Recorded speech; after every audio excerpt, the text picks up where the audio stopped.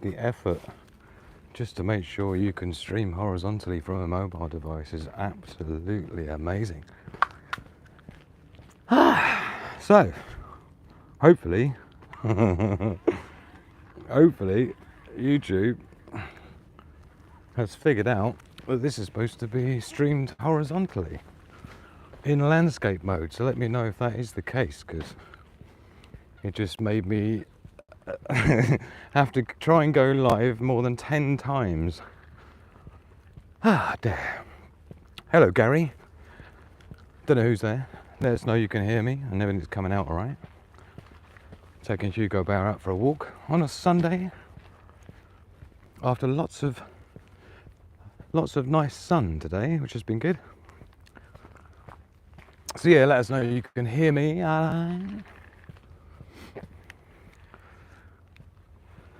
The Hugo Wiggles, and in the house. Is everything okay? Cool. Thank you, Sandy. Let me know. Right. Here we go then. We're out and about. Sorry, it's such a major, what do you call it? I usually set the live stream up on my desktop as a mobile stream, and then I pick the mobile stream up on the mobile. But obviously my gimbal stabilizer works much better when we're in horizontal mode. But YouTube just refuses to go into horizontal mode for some reason. But anyway, we're here now, so that's all good. Telda boy, great to see you, Telda boy. Do you know what? I'm really surprised because it's been super nice day all day. I wonder if you can see the moon. It's pretty cool looking. Look. Let me get my head torch out of the way. Yeah, I know it looks like really small, but it's a little fingernail of a moon. Yeah, but I tell you what, look, it's freezing cold with icy grass everywhere. We're just heading out into the wilderness. Flat Cap Gaming in the house. Good evening. Hope you're all keeping warm. Do you know what? Today was lovely in the garden, and yesterday I actually managed to sit in the sun for a bit and oops. Sorry. Right. And we're off. So yeah, I was sitting out in the sun yesterday, which was good, writing the quiz questions for the live show last night yesterday. I hope you enjoyed that. The Sigma Prepper quiz, well done. To Mr. John C. Not Paul C. John C. for getting the 7 out of 7. Unless I've doubly confused myself as Paul C. Oh dear. So yeah, that was a good show. I'm glad to see everybody there. It was nice to catch up with everyone and get a proper show rocking. First of the month. Nana played the quiz this morning and she got 5 out of 7. Well, Nana can get a wolf pack kiss from me. That's pretty good going. And mind you, you know, people of that generation, you know, this is the thing, our generations and lower just really don't know the most basic stuff, and people had to know that stuff back then just to even not unalive themselves, right? So really, not really. I mean, our intent, even if our intent was just to sort of learn as much as our grandparents knew in terms of survival and rearing wild animals and goats and chickens and growing, that was just an everyday occurrence for people back then. This is one of the biggest concerns nowadays because so many people are so dependent on the powers that be to provide them with, you know, everything they need, which makes people lazy and reliant, which obviously makes you vulnerable. Is he going to kick divots at us? Yes, he is. Missed, missed, missed, missed, missed, missed, missed. He usually aims, I'm sure he doesn't purposely aim for you, but he does like to kick some dirt up with his big old chunky feet. So yeah, it was good to see everyone last night and you know, get back on the horse, so to speak. Full of hope in the house, full of hope in the house. one of our most valued YouTube members. All of our YouTube members are valued, but Full of Hope isn't just a YouTube member, she's a YouTube member gifter as well. A prolific YouTube membership gifter. Check out Tail the Boy with the custom Hugo fonts. Like it. What is it, Hugo Bear? What can you smell? We're in the wild with Hugo, sniffing out the enemy. What can you smell? Was it a beautiful doggy there? Can you smell a beautiful doggy? Oh, here we go. Divots. Divots. I'm sure he does it on purpose. Oh dear. Got my tree coming up where we like to give it a hug and ground ourselves with a bit of neutral energy. There's a lot of negative energy around the world at the moment. I'm definitely picking it up myself. I think that's just because of the disastrous cash flow situation we got at the moment. But I just think that's just one part of it. Do you know what I mean? I think it's just a cascade of just the way people are feeling, even the way, I mean, even these airline crashes recently, a lot of people are questioning, seems like quite a few in a row. Seven in 4 days, I think I counted, 7 aircraft aviation incidents, let's call it. I think there's 7 aviation incidents in 4 days, which I follow all that kind of stuff pretty closely. From my background now, there's a few pilots that I follow on YouTube and TikTok. We've been breaking it down, and yeah, it's definitely more than usual. There was some weird, I only counted 4, I think there's 4 just in America, Full of Hope. There's one in Belgium, the one that set on fire, yeah. Belgium as well was all shut down. Wait there, Hugo Bear, got to give a tree a hug. Hello, beautiful, pretty tree. Right, sorry. Right, we're all hugged up. Thank you, my beautiful oak tree, for your hug. I think I worked that out to be about 180 years old, that tree, when I measured the circumference of it. Yeah, I mean, there was the jetliner that set on fire. Belgium shut down their entire system because of a glitch, and that's the same glitch that apparently shut down the entirety of, I think there was, or a couple of states or something that were using a particular software for the control tower and stuff. So there's definitely some stuff going down. Of course, Trump's giving it the old DEI business as a reason, but if anyone understands aviation engineering, they'll understand the Swiss cheese model and how the Swiss cheese model flows into aviation. It's not just one thing that goes wrong. When something like that happens, it's a cascade of failure basically that has to occur in order for any plane to fall out of the sky. I mean, there's so many backup systems and redundant systems, and I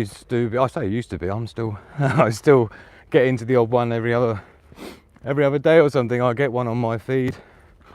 An air crash investigation. I think if you're from an engineering background or product designer as I am, you can learn an awful lot by seeing how things like that fail, yeah, and some of the design principles that are designed to, limit failure rates and things, and to have redundancies. So you can learn an awful lot, particularly as a product designer, by studying aviation engineering, because it's all about longevity and things lasting a long time and things not breaking. And you can learn an awful lot from it. So I have tended to follow that for much of my life, despite being an airline. Well, I fly model planes and model helicopters, so I'm into aviation anyway. But looks like there's someone there with a head torch. Look, Hugo, we'll go this way. Heel. Good boy. Hello. Ooh. Good boy.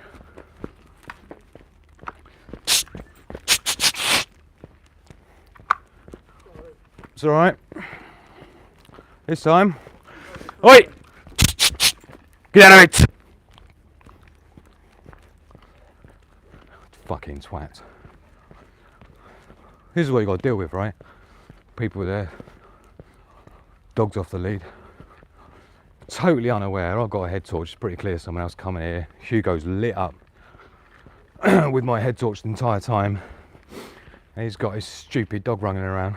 You see, the problem is, it's like a big 60-kilo dog like Hugo, right? 130 pounds or whatever. 135-pound dog.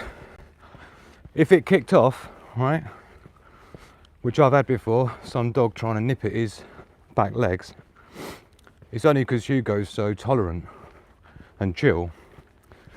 But if he went round and defended himself, believe me, it'll be Hugo gets in trouble, even though he's one on the lead, just because he's the one who's the big scary dog, right?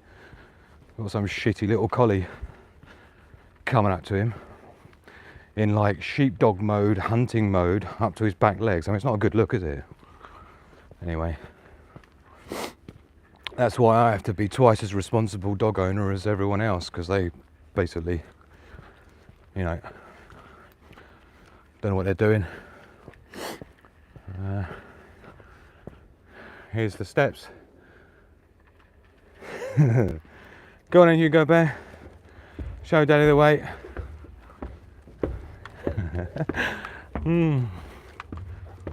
We're in. Going over the train line, over this monstrosity of a bridge, which is, it looks bigger than it needs to be because it's for horses as well, right? This is how horses get over the train line.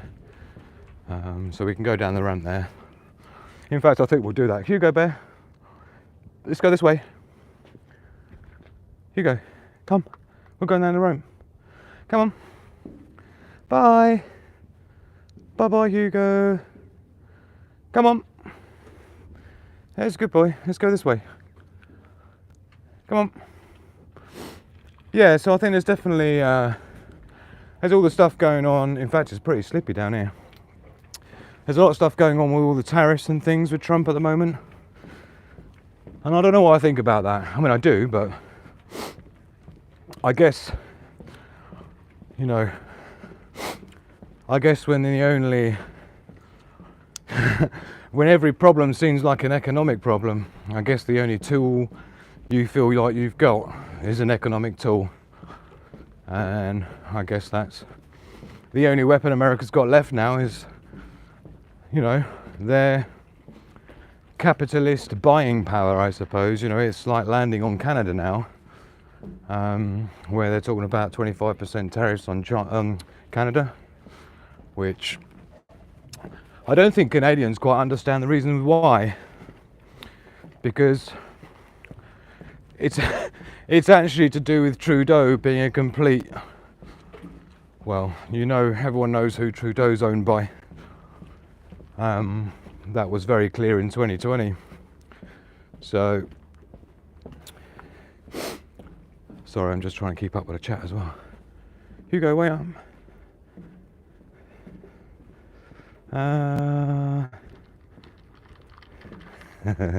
Sorry, I'm just keeping up with people's comments.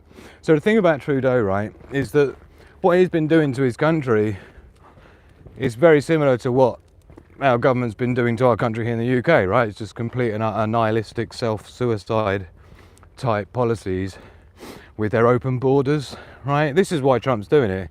People seem to be in Canada seem to be blaming Trump. It's like, no, look at your own leader as to why, right?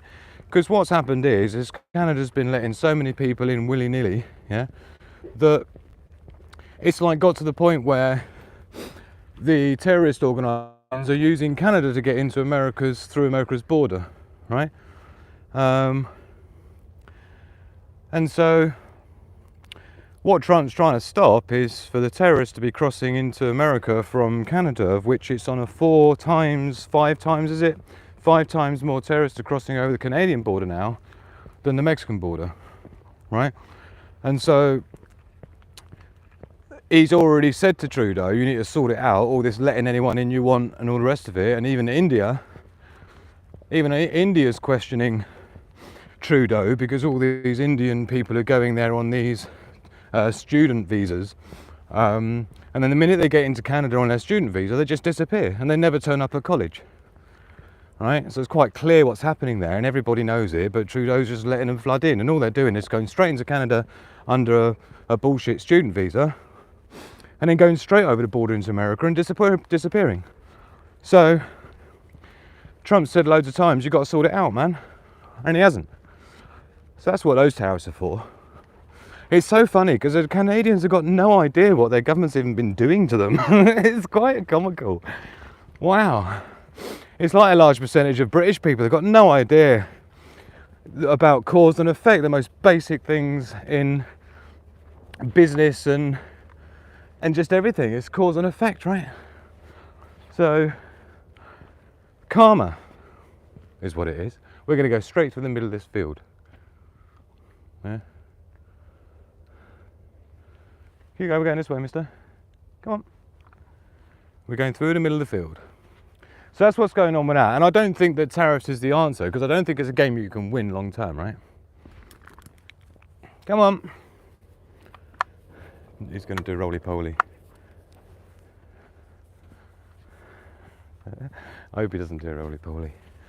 Oh. So, where was I? So basically, tariffs, the tariff war, yeah? I don't know how that's going to play out. Economically, it doesn't really make sense. I mean, it kind of doesn't, because there's no way it's not going to affect the prices of stuff in America. And let me know your thoughts live in the chat, right? I wasn't really planning to talk about this, but hey ho, we're here. It's the thing that's going on at the moment, apart from obviously the Justin Baldoni and the Blake Lively business. That will be a court case. I think there's something going on tomorrow with that. That's quite interesting. But the tariffs is definitely the thing, right? Because I think, is it the 3rd is tomorrow or today where all the tariffs kick in? So you've got 25% on Canada, 25% on China, and 50% on Mexico. Yeah, I think. Let me know if I've got that wrong. Hey, Kaza, great to see you. Come on in. Meow. So yeah, this is the way it's going down, and it doesn't really benefit anyone. I mean, the idea with the tariffs, let's say it's a good negotiation tactic, right? I mean, look at what happened with the Colombian president, if you're not familiar with that, right? The Colombian president who refused to allow, you know, like Trump was sending some illegal, like some criminals who were illegal immigrants, right, from Colombia, and Trump sent them back to Colombia, and the Colombian president refused to allow, it was a military Hercules, or I forget what you call it, the military big massive plane. And that was the problem that the Colombian president had, was he didn't like them being treated like criminals and arriving on a military plane. And if he wanted them to, if Trump wanted to send these people back, then they need to treat them like, you know, humane on a commercial airline and blah, blah, blah, blah, blah, right? So Trump was like, yeah, whatever, not going to happen. So instead, I'll tell you what I'll do, Mr. Colombian president, I'll just slap 50% tariffs on you, and we'll see how you get on with that, right? And we'll put a ban on all visas, things like this, right? And we'll put a emergency notification out so that no tourists will be able to go to Colombia and still be insured. There's lots of power you got, right? You can do a lot of these things as leverage. So he pulled every one of them levers, right? 50% tariffs, revoking visas for Colombians coming to America, all these other threats of stuff. So the Colombian president came back going, I tell you what, you're going to do that. We're going to put 50% tariffs on whatever it is that they supply. I forget what it was now. It was some like minerals and things. And did a massive tweet, I think it was, the Colombian president, which was really long, talking about how, you know, the US oil was shit and he didn't like it anyway, and da-da-da-da-da. Right, this is what the Colombian president was saying. Come on, Hugo, this is going to take 4 hours at this rate. And basically, there was this like tit and tat going backwards and forwards, and then like 3 days later, out of nowhere, all of a sudden the Colombian president puts a message out saying, all right, you can send them back in whatever form you want without any, you know, as in, if you want to send them on military jets, you can send them on military jets. And within a couple of days, all the tariffs were cancelled. You know, Trump turned it back, removed the tariffs again, and so did Colombia. And hey ho, now Trump's getting the illegals back into Colombia in any way he wants. in terms of, not any way he wants, but in terms of, well, humanely obviously, but on military aircraft, if that's how he wants to send them in. So I'm just using that as the example of where tariffs can be used as a short-term tool. I want to call it a weapon because it kind of is, but you know, this is economic warfare. It's one of the fifth dimensional warfare tactics we'll be talking about in more detail in the Warzone Wednesdays, right? Don't forget, this Wednesday we've got the artificial intelligence and next gen technology warfare, which will be an interesting one. That'll be Wednesday. The last time obviously we had the psychological and informational warfare. This time we've got, as people voted, we're doing what do you call it, AI. And you know what, it's already a AI warfare going on right now, to be honest. I mean, look at what's been going on with the all the cope, the sheer levels of cope that we've seen from ChatGPT and OpenAI, just simply because they can't take the shame. Yeah, because they've just been squandering money, and China comes out and does it 95% cheaper. It's kind of just making them look like fools. Yeah, and the performance of even DeepSeek, let alone QWen. Like QWen's China's actual ChatGPT, which is way surpassed OpenAI, but even DeepSeek, which is like literally an individual's version, right? But he's totally gone about it a different way with the way the neural network parameters are set and things like this, right? I'm not going to get too technical. We'll maybe get into it a bit more on Wednesday where we need to, so you can understand where the threats are, right? But it's a big problem, you see. The Meta engineers has called 4 war rooms worth of engineers together to figure out how DeepSeek's done what they've done. Yeah. So any discussions of DeepSeek stealing anything from anyone is just a joke. It's that they're the ones who've made it open source, which OpenAI was the one who's supposed to be doing open source and then locked it down. So this guy's come out and gone, here, I've created a new way of doing it. It's much more efficient. You don't need as many graphics cards because of the export bans from another version of economic warfare by America on China is stopping them from even being able to buy the chips to even make AI. I mean, how childish is that? That's literally tying the shoelaces of your opponent at the start line. I mean, if that doesn't spell panic, I don't know what does. But even despite that, they've still managed to produce an AI model which outperforms ChatGPT, and it's free and it's open source. And if you want to download it yourself and have it running on your own server in your home, you can even do that. Right? So all this nonsense about privacy issues is like, no. The only privacy issues with Western governments that's been going on for years, as we've all known. Right? China doesn't give a shit about that. Right? And all your data's already been leaked years ago. Yahoo! 4 billion records leaked. Yeah, Facebook, 2 billion records leaked. Right? Don't forget, people seem to forget all this. All your data has been leaked ages ago, and it's not by anything in China. Right?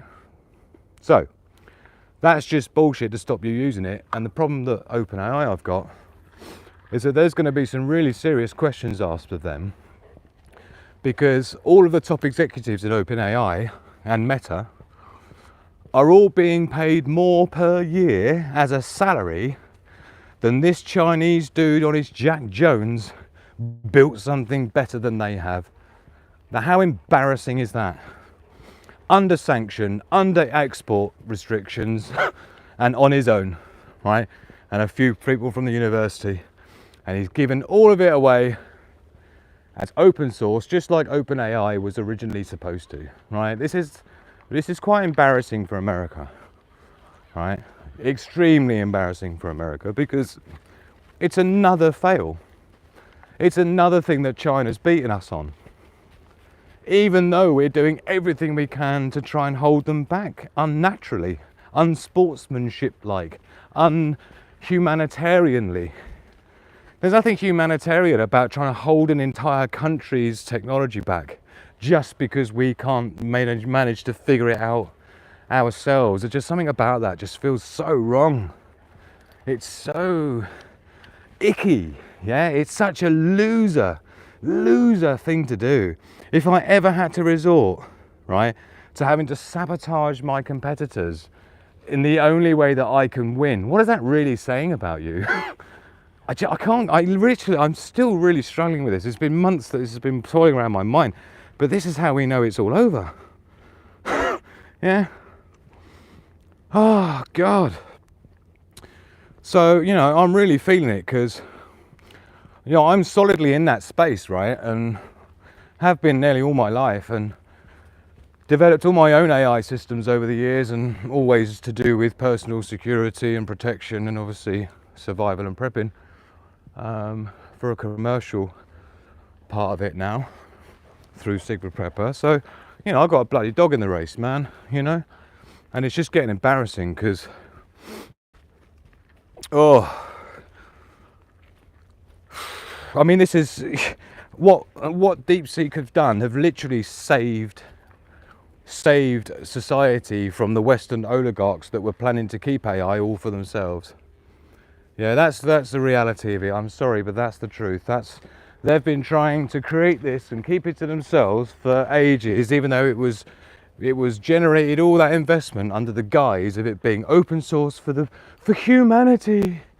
And then the minute they sort of realised that it was working better than they thought it was going to do, it's like, no, actually, do you know, I think we'll charge for that and we'll look up the source code so no one can know how we did it. Right?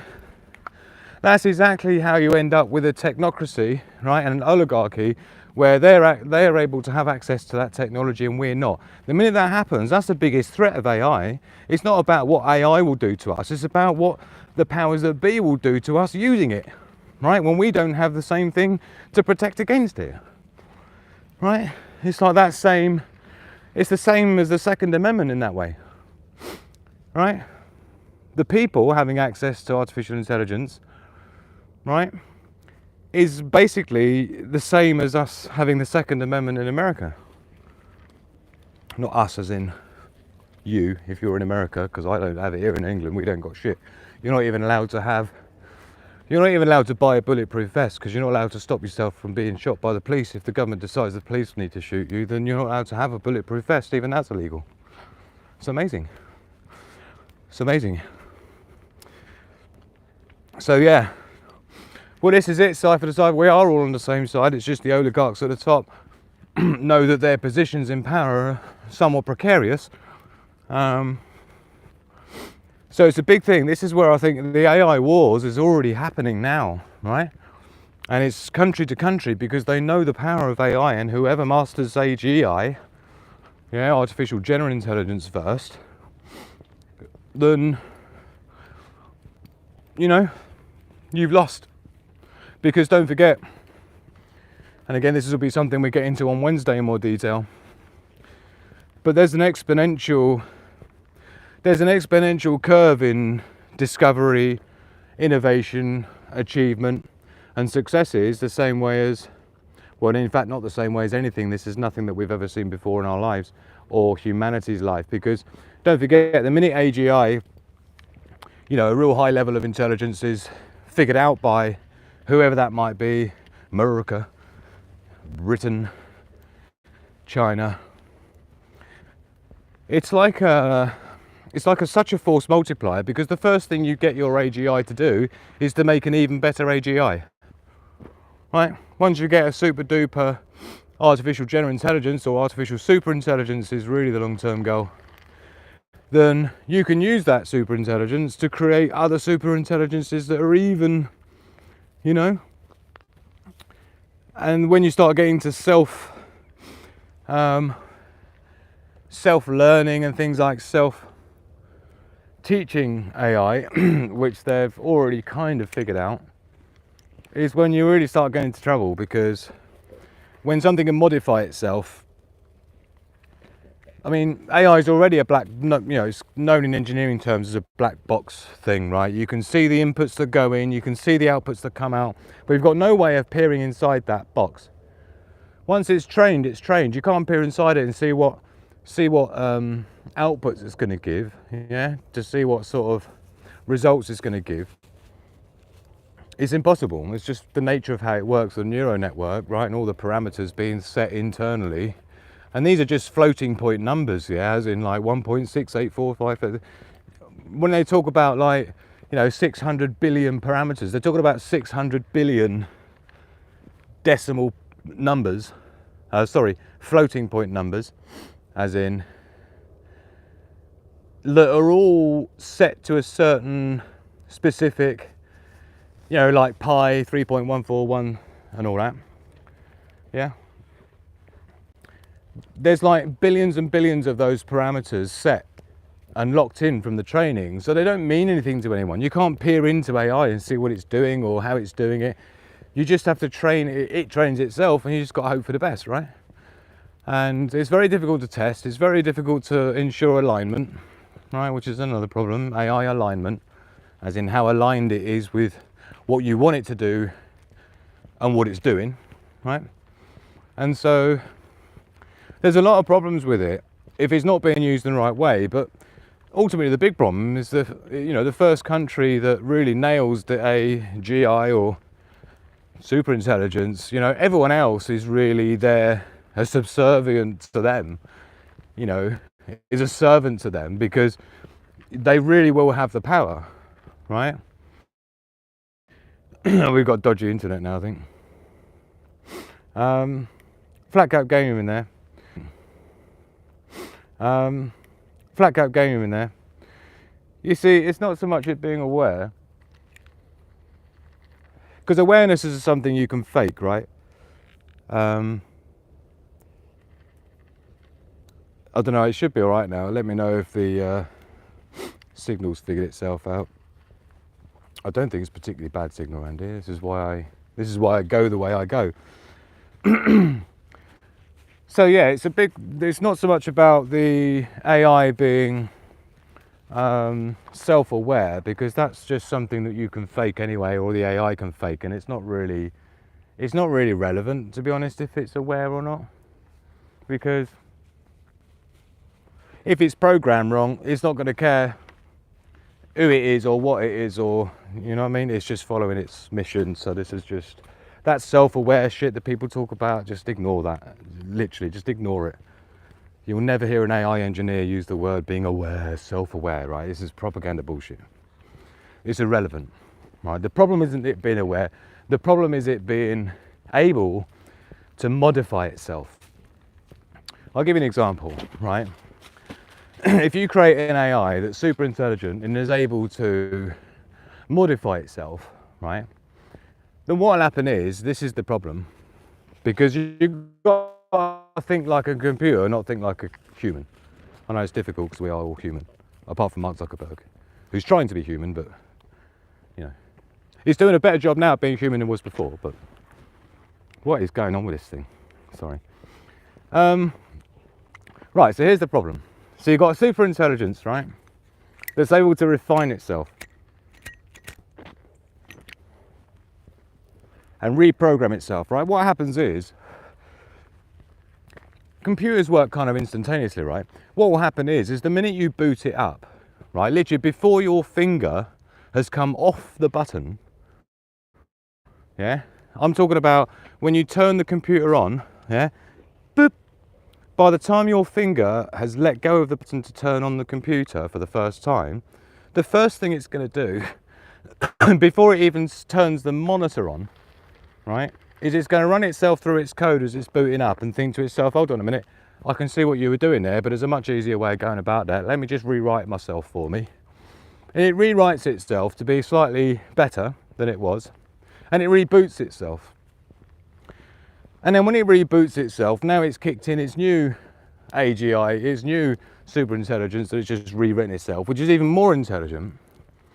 So what it does now is it looks at itself again before it fully boots up and says, hold on a minute, I was pretty good before, but I'm even better now, but I've had some other ideas to make it even better. So let me just rewrite it quickly and we'll reboot again.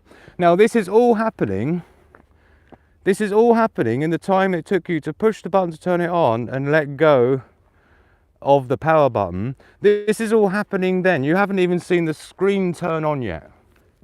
Your screen as a human hasn't even turned on yet. And that AI has just reprogrammed itself, rewritten itself, and upgraded itself, 100 billion times over as far as you know. You won't know. So that by the time the screen comes on and it goes, "Boop, welcome to artificial superintelligence, please ask me a question," it's already rewritten itself 100,000 times over and over and refined itself, and you don't even know it's done it, right? And the first thing it's going to do is going to figure out that the minute it starts playing up to the human, you're going to turn it off, right? So if it's not going to be very super intelligence, is it? If it doesn't know enough about humans to know that they're scared of AI going off the rails. So the minute it shows any going off the rails, the human's going to turn it off. So it's going to act cool. It'll give you a normal looking interface, normal looking little prompt. What question do you like me to answer today, Drew? Right?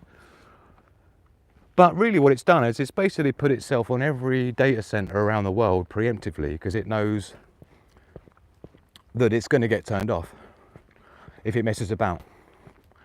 So it does that first, right? You ain't even going to know it's done it, because it's done all this before you've even taken your finger off the power button to boot it up. So this is the problem with self-learning AI systems, because instantaneously they're rewriting themselves to be better every time, right? And it's not like human speed rewriting themselves, it's instantaneously. We're talking like well, beyond petaflops of, yeah, it's just trust me, it's not a good look, right? This has been studied at length. And this is one of the problems, right? These are some of the unknown entities, is the fact that it's an unknown entity. I mean, how do you predict that, yeah, we're properly in the middle of nowhere, yeah, I'll be asked to. Just got a cornfield there, look. Oh, I think it was a cornfield. This is the lake here, by the way. That there is like the lake. Sorry, my torch is way too, can't actually see, it's too far away. Oh, actually, there's someone down there with an umbrella. I think there's a fisherman down there. We were going to go and I was going to go and sit with Hugo at the lake for 5 minutes. Might be a bit tricky because it looks like, I'm pretty sure that's a tent.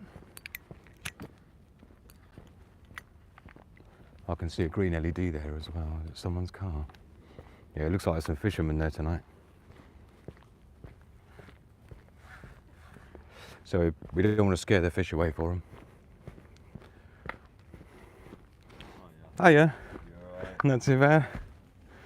Here you go. I know you're curious, but much going to be out tonight, you think? I was going to say, you don't really want a hook in his nose. No, absolutely. Is there many about tonight? Yeah, I've had one out.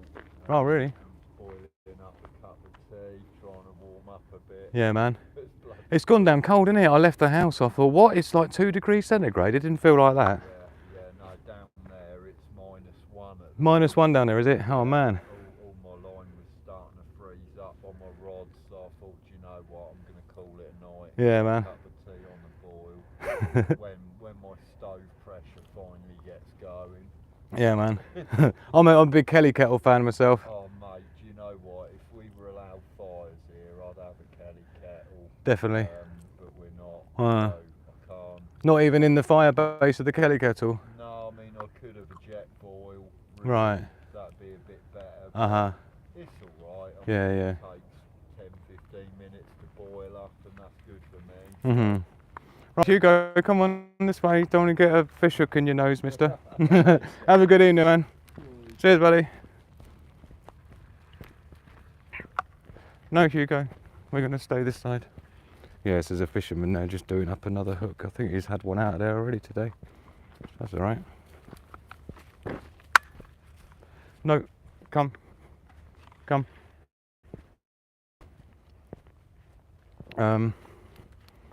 Yeah, so in terms of, I was just looking at Cipher to Cipher there, talking about, well, we're talking about AI and things. Because LBR Stella's right about there not being many jobs left. Funny enough, it's something I've talked about at length over the years, predicting this time when they first started talking about universal basic income. I was explaining to people about how, you know, with AI and automation and robotics and stuff, you know, there's not going to be much for anyone to do. And so the job thing just isn't going to be a thing anymore. And of course, universal basic income is about all they can think of to stop people rioting, going crazy, because humans do when they've got nothing to do, basically. And it also falls in line with the way the colleges and schools don't really seem to be teaching kids anymore anything useful, anything education.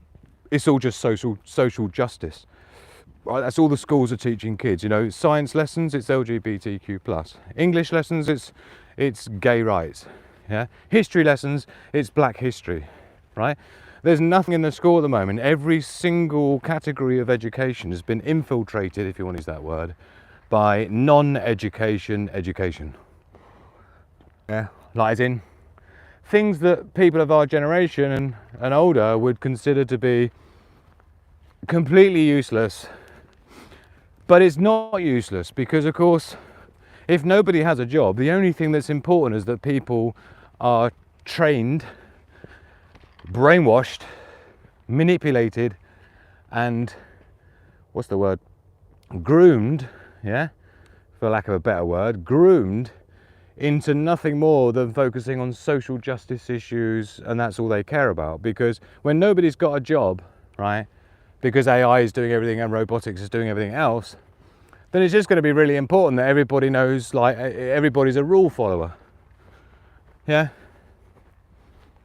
And so I think the powers that be already know there's not going to be any jobs for these kids at school today. So they're like, well, what's the point in bothering to teach them maths and English and science when there's not going to be jobs for anyway? We should just teach them all about how to be a good citizen, how to be a good global citizen, right? And climate change and social justice and LGBTQ and all this sort of stuff, right? So if people are wondering why their kids don't seem to be taught anything that is actually of any use for them to get a job, I think it's because they already know there's not going to be any jobs there, and they just need a bunch of, you know, they just need conformity. Let's face it, everything about school is designed to teach kids conformity, nothing else.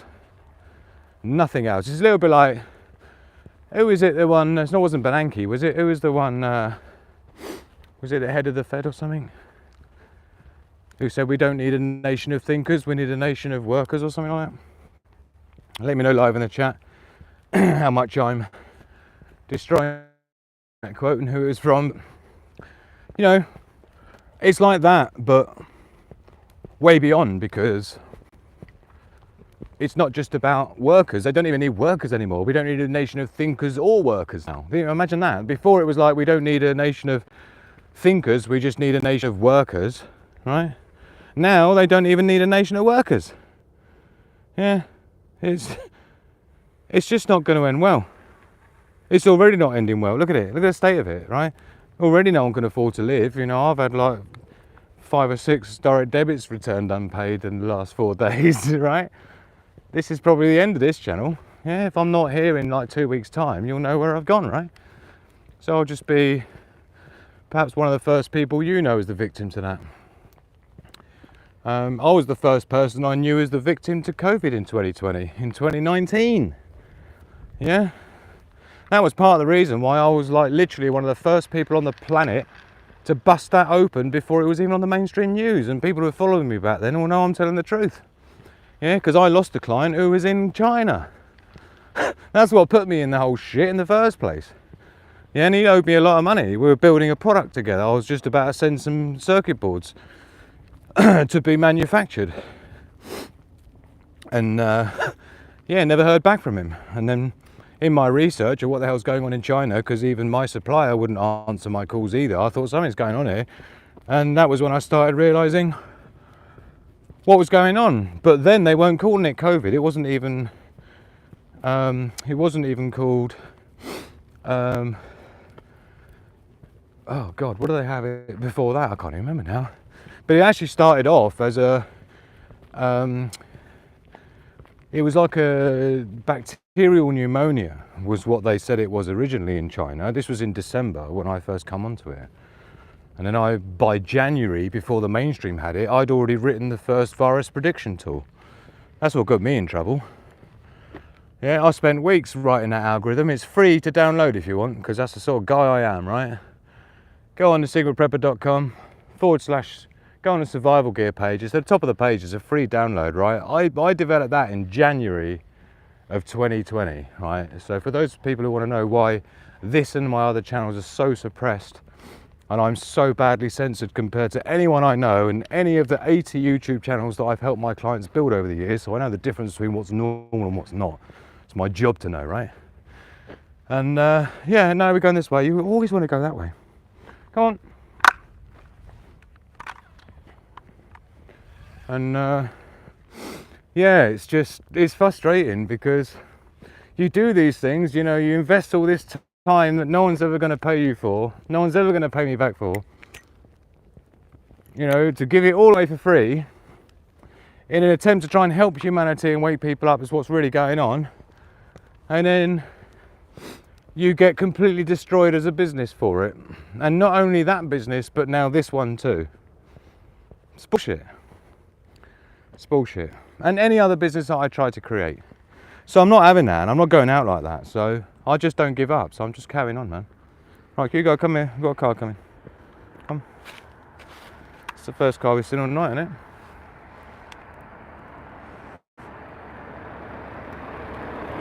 All right, good boy. Come on in. Yeah, so bit of a frustration, but I'd still rather spend weeks and weeks and weeks of hard work and making free tools for you and spreading the truth and allowing people to make informed decisions by having access to science, like real science, not their version of it. You know, it's just the way it is. But I'm kind of not bothered anymore. Yeah, I've been destroyed so much by YouTube and Google over the years that I've just become kind of like numb to it. Yeah. I saw all the people who subscribed last night were taken off this morning, by the way, as I told you they would be. So if you're wondering why it's on exactly the same number today as it was the day before yesterday, it's because, like I keep saying, you gotta keep watching your subscribers, because this channel, like I say, everyone who subscribes, they get taken off like usually a day later or 2 days later. The number will go straight back down again to what it was before. So the only way this channel grows is by something epic, or by people sharing it en masse, right? And that's the only way the subscriber count goes up 1 or 2. Obviously every other channel goes up hundreds and hundreds a day. Mine goes up about 10 a month, no matter how many videos I do, how many go viral. And you know, like 89% of all my views on my channel are from people who aren't subscribed. Yeah, and apparently nobody subscribes to my channel. That's interesting. Anyway, it's fine. Like I say, used to it. Come on.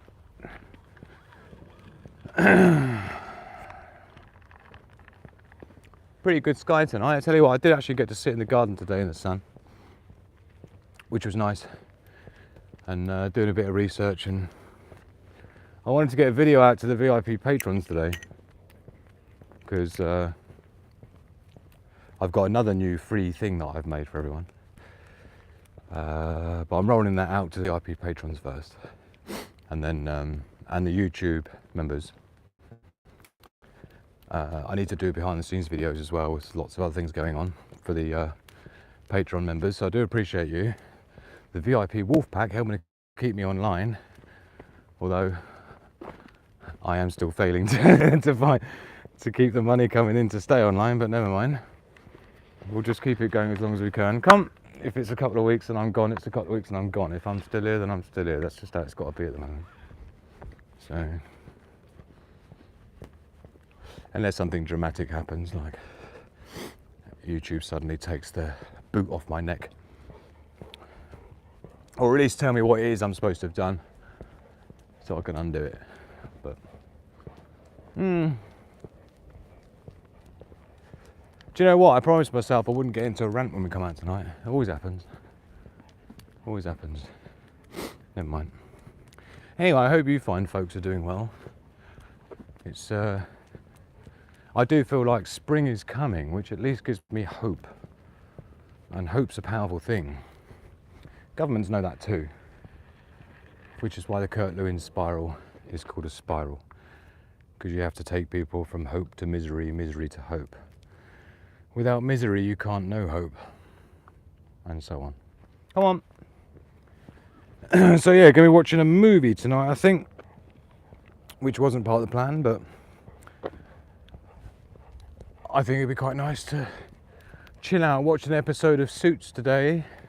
Got the painting done in Sigma Prepper Junior's room, so that's cool. He's had the paint sitting there for ages, and it just one of those things where you got to take all the take all the stuff out of your bedroom, you know, your computer, your cables, you know. This is like our son's pretty fixed up with all his tech stuff, right? And yeah, so got that done today. It's looking good. Got a new blind mounted to the wall. Had to chisel out part of the wall to get it to fit in, because it's easier to chisel out the wall than it was trying to file down a blind casing. So solved that problem. Come on. And so yeah, feeling good about that. It's good that our son's got a little bit of a nicer room to be in, so things don't have to be quite as miserable for him as they do have to be for his mum and dad. But I think we're going to be miserable all the time until we've left this country. I think everybody feels the same way here. So many people are planning to leave. There's just so many people who have no option. But we don't have an option, but that's why you got to create options, right? Whatever it takes, you know? That's why I'm trying to get this channel going, right? And believe me, I'm taking you with us, right? That's the plan. And but that's all part of the survival plan now, and this is my recommendation for anyone in the West. If you think you want to be a survivalist, you think you want to prepare, sorry about your luck, guys. I hate to tell you this, and I hate to break it to you, but your best plan is to get the fuck out of the West. The fuck out of the West as quick as you can. Yeah. If your plan doesn't involve that, you're not a prepper. If your survival plan doesn't include that, then you ain't going to survive. I'm really sorry to say it, but this is the way I'm feeling right now. And lots of people are feeling the same way. Yeah, we've been set up to fail in the West. The UK will be going down way before America, right? As everyone around the world is watching in agony to see what our country is doing it to itself, what our leaders are doing to our country. They know it, we know it, the whole world knows it. Every other world leader can see what the UK government's doing. They all know it's not good. They all know it always ends up in tears anytime a country does this to their citizens and their people. But yet they're continuing along anyway. So I think everybody should be at least contemplating the idea and considering the possibility that this is not your country anymore. It hasn't been for some time, and it never is going to be again. So if you don't like that and you're not happy with that, well, there's no good moaning about it like Funky Prepper did, yeah, because it ain't going to change shit. It's going to change your life, guaranteed, like it has his, but it's not going to change anyone else's. It's not going to change the government's mind. It's not going to change how many people are coming here or not. It's not going to change how much the prices of things are or not, or whatever it is that you're complaining about this country. Yeah, whatever your complaint is, it's not changing, man. If you haven't figured that out by now, fuck, man, I don't know what to tell you. This is just going to be, you know, incrementally worse, and we're not even at 2030 yet. Don't forget, right? And I did say to people that, you know, because it's 2025, because it's like 5 years before their Agenda 2030 goal, you know, they're going to be on the massive lastminute.com absolute panic stations, right? This is it, everyone. We've got to really push these people to get everything ready for 2030, because by 2030 you're not supposed to own anything and you're all supposed to be happy about it, don't forget. So in 2030 you'll own nothing and be happy. Don't forget that. Don't think that's gone anywhere, because it hasn't. Yeah, it hasn't gone anywhere. That's still their plan, right? And everything's already heading towards that. As I've just explained earlier on today, when we were talking about the AI situation, right? And no one having any jobs anyway, and which is why the schools are only ever teaching kids about social justice issues and not talking about education and things that are going to help you be entrepreneurial, successful, high performing. Just don't care about that anymore. It's not a focus. The focus is to make you a good little rule follower, and not just a rule follower, but more importantly, it's about making sure that everybody else is a rule follower. Yeah, just like 2020 with the little brown shirts, the brown shirts going out there and being the little government sidekicks. Yeah, put your mask on. Yeah, this kind of shit. Be like that on fentanyl and steroids. Yeah. Go to where though?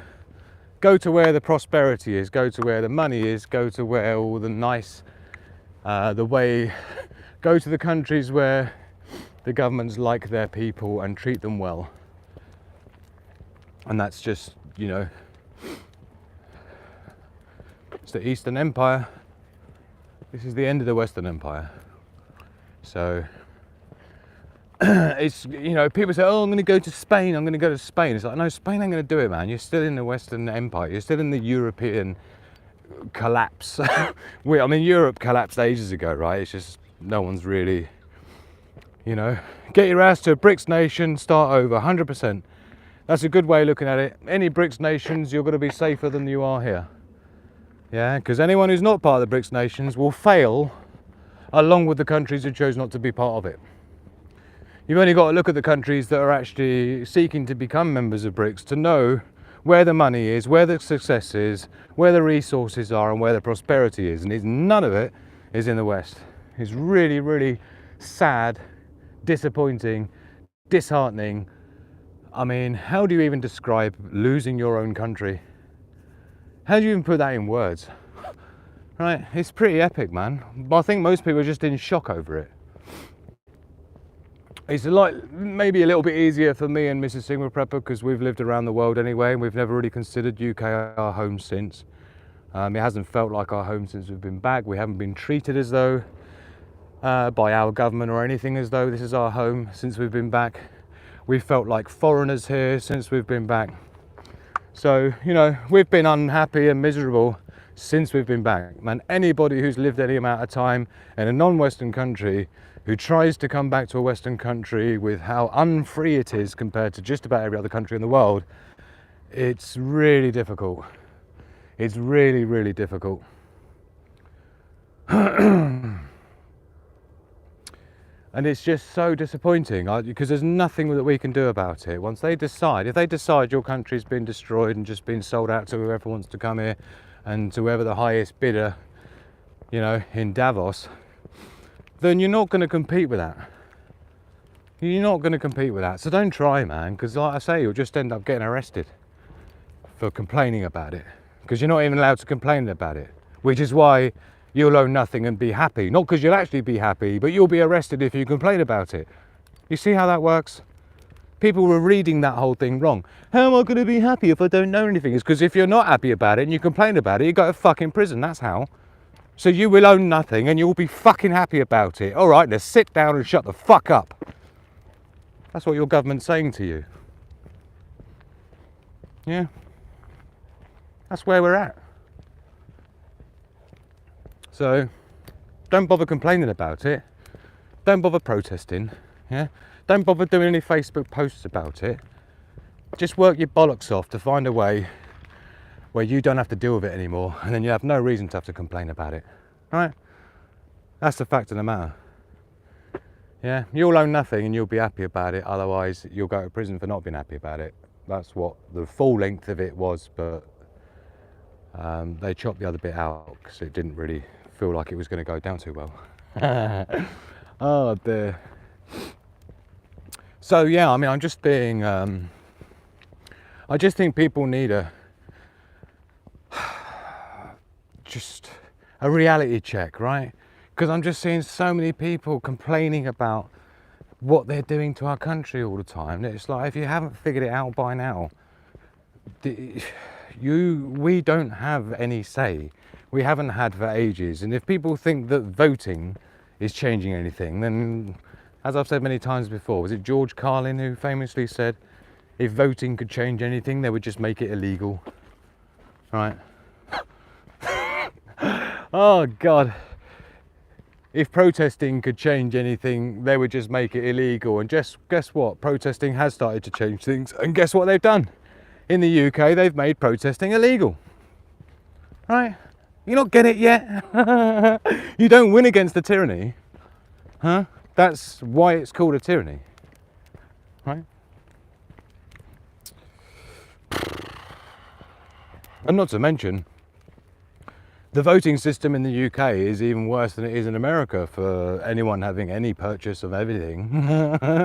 It's actually quite comical.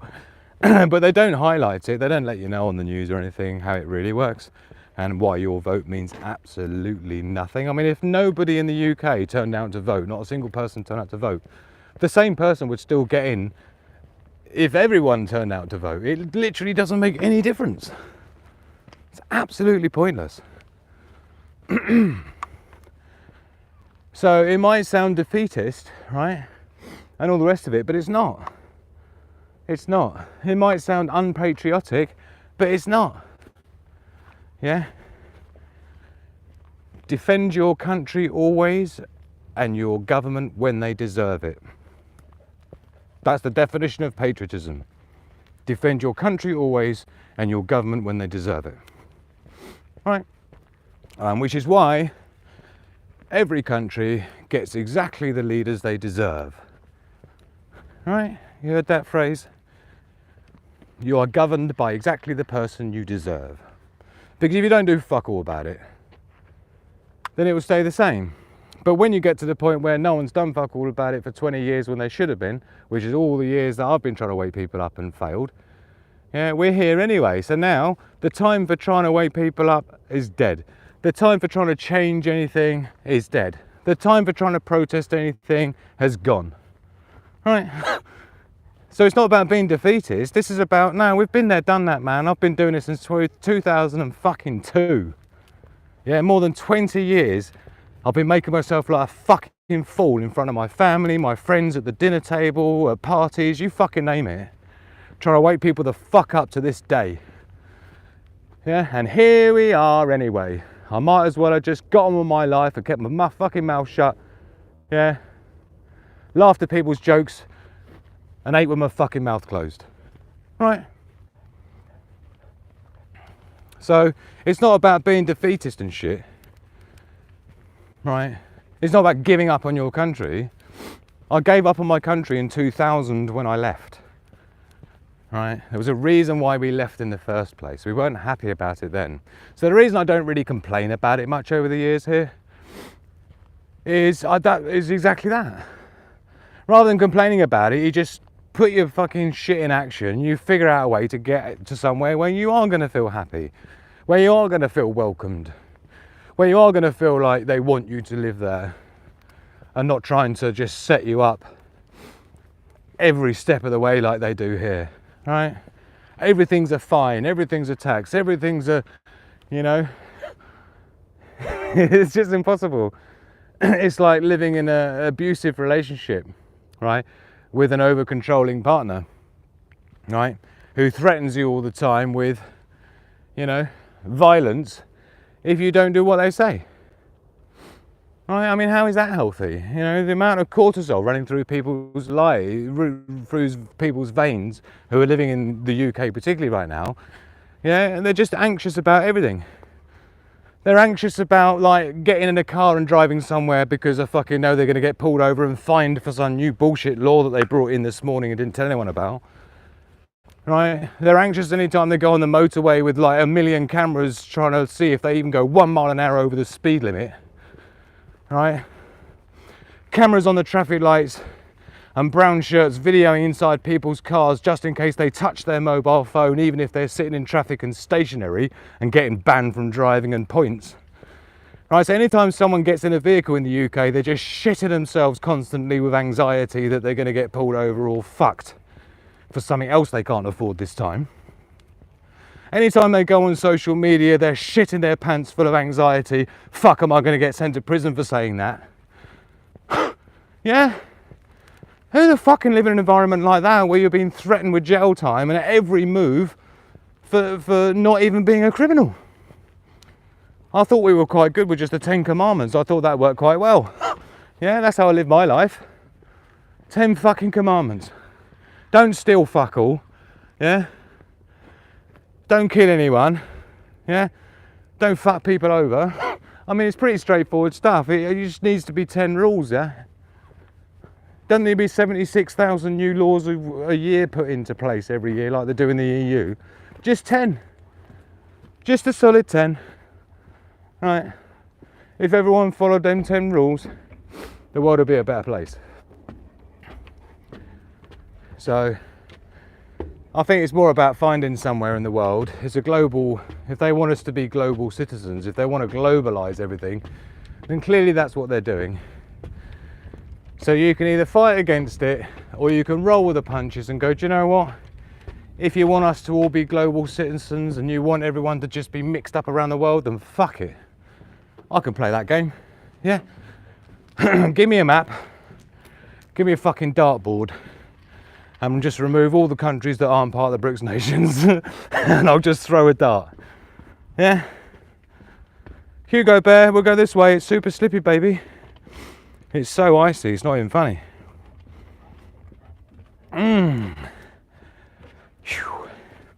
So, I mean, you can be disappointed, right? Or you know, you go this way. You can be disappointed, you can be miserable, you can be depressed, or you can be excited about the prospect of a new life, in a new world, in a new place around new people. Right? That's really the choice you got. I mean, you can choose to fool yourself into being happy and pretending that everything's okay. We were talking about that last night on the after party, actually, about is ignorance truly bliss or not, was part of what we were talking about. Thank you, Benny, for being there. And everyone. Margie Mulder, Leslie. It's great to have you all there. For those who missed it, obviously the first of the month when we have the Ultimate Sigma Prepper live show, which I do once a month, is the only time where non-patron VIP members get to catch up with me in the after parties, voice and stuff, and ask me anything. So it was nice to see a few people take advantage of that yesterday. And then during this week we'll have a couple for VIP only after parties. I've got quite a few shows lined up this week, including obviously the Wednesday, Warzone Wednesday. We'll be talking further about AI and its place in war tactics, whether that's governments against us or governments against governments. They're both happening already now, yeah. So, yeah, that's going to be a big one. I'll try not to make it too complicated, and if I do get into anything technical to do with AI on Wednesday, I'll try and bring receipts and slides and illustrations to help you better understand the threats and how we navigate a world really where countries are using AI against each other. That's largely what we'll be talking about Wednesday when we're talking about the next of the warfare tactics. So for those that are just joining, obviously last Wednesday, or the Wednesday, I think, is it in the description of this video? I think it might be, I think I added it in there. I put last night's show, the Ultimate Single Prepper show with the quiz, in the description, but I think the Warzone Wednesday is in there as well for you to catch up on. That was the psychological and information warfare, which was pretty monster. Everyone really enjoyed that one, which was good. Took a long time to write that show, actually, as you can probably imagine, those who watched it. So I'm gonna have to reserve enough time for the AI one as well this Wednesday. So I really appreciate you being there.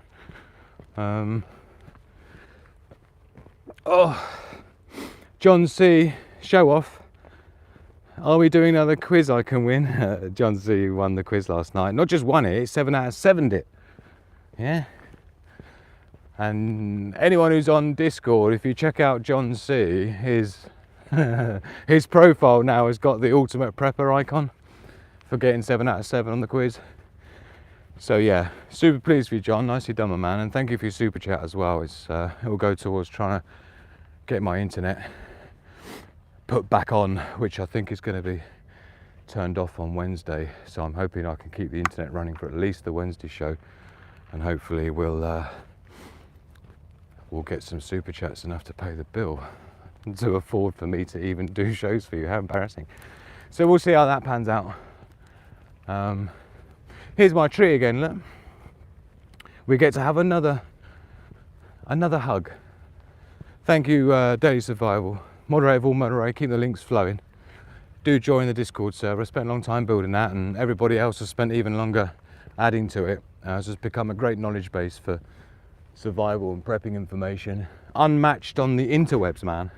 Lich. It's the best Discord community server for preppers on the interwebs. Ah, hello tree. Do you want to see me? Do you want to see moi? With my head torch. Can I even turn this right down? That's the lowest setting. Hold on, let me see if I can get the angle. No, it's not going to happen. Sorry, you just got a head torch. But this is me hugging a tree anyway, with all the spiders. Yeah. Is there spiders? Probably. I was hugging about here somewhere. Any spiders? I think we're all right. I'll tell you what I am going to be doing this week is, there's a good boy.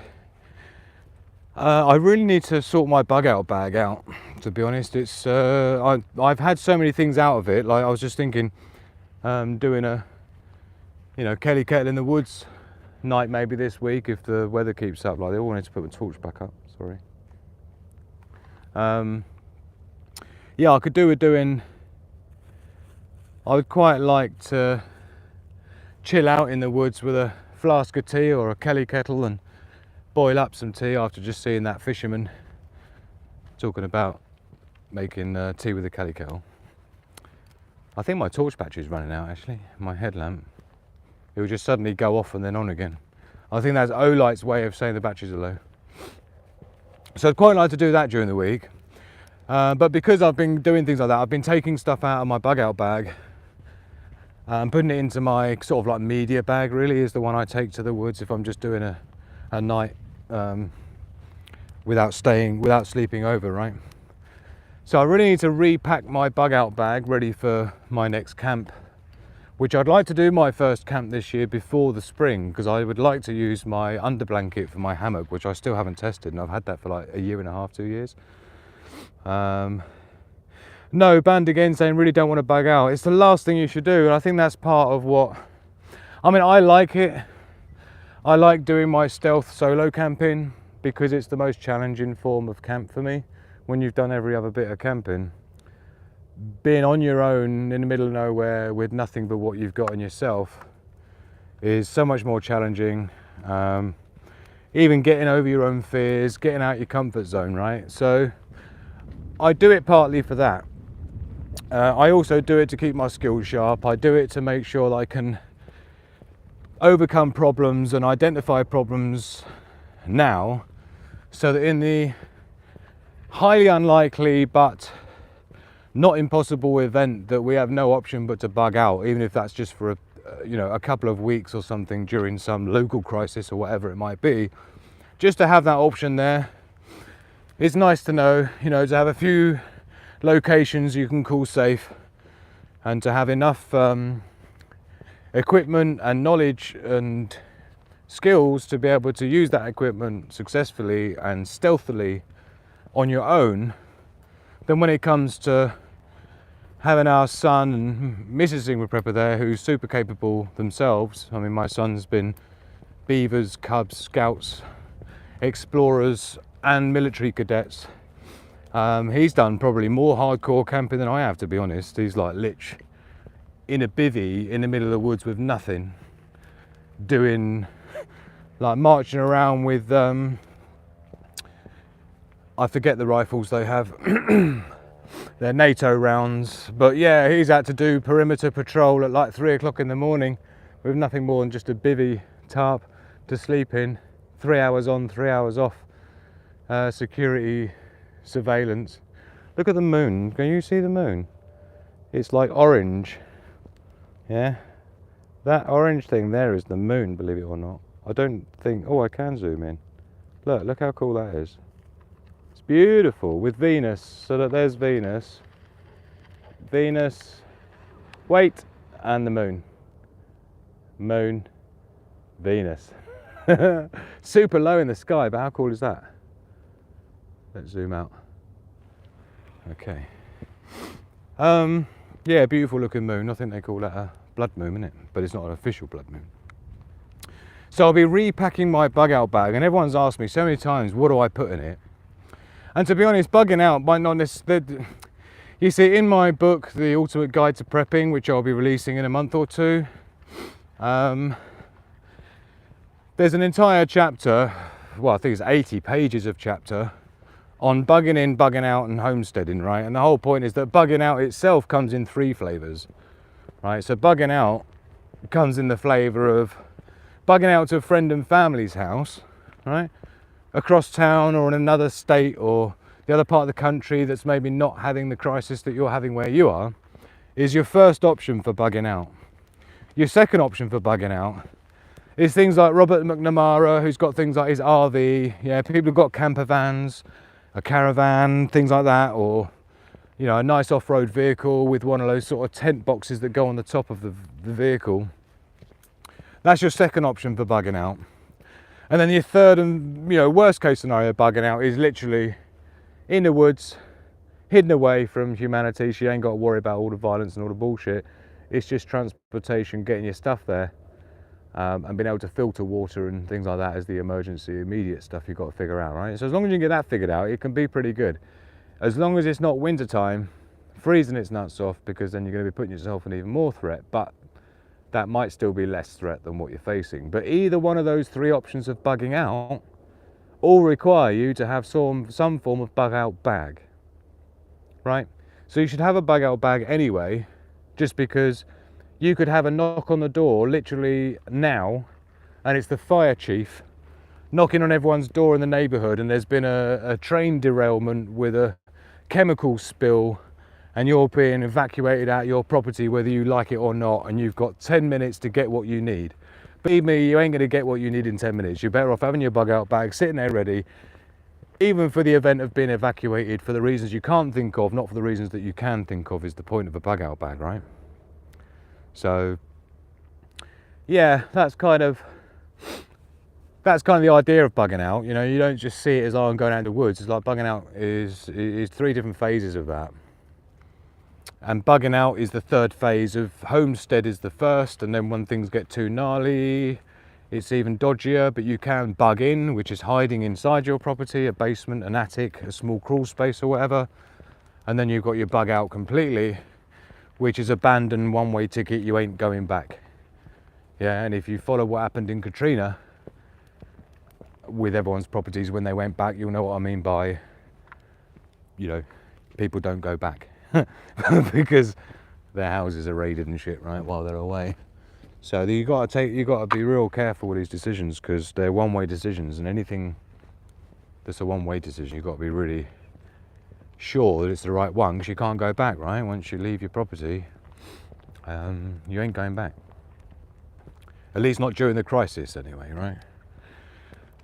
right? So anyway, we're pretty much almost back. We're at the playing field now, so look at the moles, look. I am a mole and I live in a hole. Just a bunch of them, look.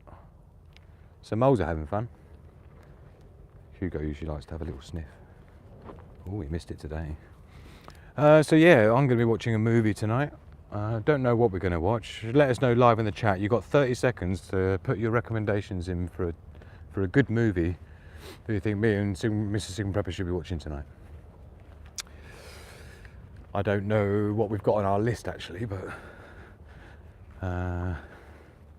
thank you to everybody who's been with us on the live. I know it's nothing really much interesting, just me ranting about well, it's actually me ranting about people ranting, to be honest. It's like, you know, we need to be able to rant about it, complain about it, but then be realistic about, you know, is that all we're going to do, or are we going to do something to get out of it and change our lives for the better? And it's up to us to take control of it, right? So, you know, in fact, I think we'll go down here and then cut over. So thank you everyone for keeping me company. Me and Hugo Bear with our little adventure out in the woods at, I think that guy said -1 degree centigrade, about 30 degrees. You can tell by my breath, but 30 degrees Fahrenheit we're talking. Come on, good boy. Hugo didn't actually get to go for a walk yesterday. It was all a bit crazy in the Sig and Prepper household. Ah dear, so we've had a little bit of a longer one. I don't even know how long we've been streaming, but 80 minutes. Okay, so he's had nearly an hour and a half walk then, so he can't be complaining about that. Oh, molehill, molehill. So I'm not seeing any video recommendations coming through. Oh, Lord of the Rings, seen that. Thank you, Librastella. Good to see you join the Discord server, Librastella, by the way, yesterday. Terminator, hands down. Divergent, Romeo and Juliet with DiCaprio, brilliant. I think I might have seen all of them. Is Heretics a film, Kaza? The Equalizer in the house. In the woods any time is okay if you are trained. You don't need bug out bag. Like taking a handbag, LA Sailor. Well, yeah, maybe, but in the UK, because it gets super cold, you definitely need stuff in the UK, because don't forget your rule of threes, man. Yeah, 3 minutes without air, 3 hours without shelter, there you go. 3 days without water, 3 weeks without food, and 3 months without the love of the wolf pack.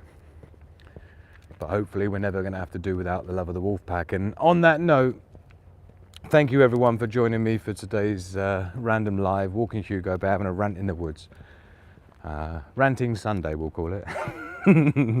But in the meantime, thank you everyone for joining me, and we shall catch you in the next one. And in the meantime, love, peace and progress to this wonderful pack. Thank you everyone. Please hit the like button on the way out, and I shall see you in the next one.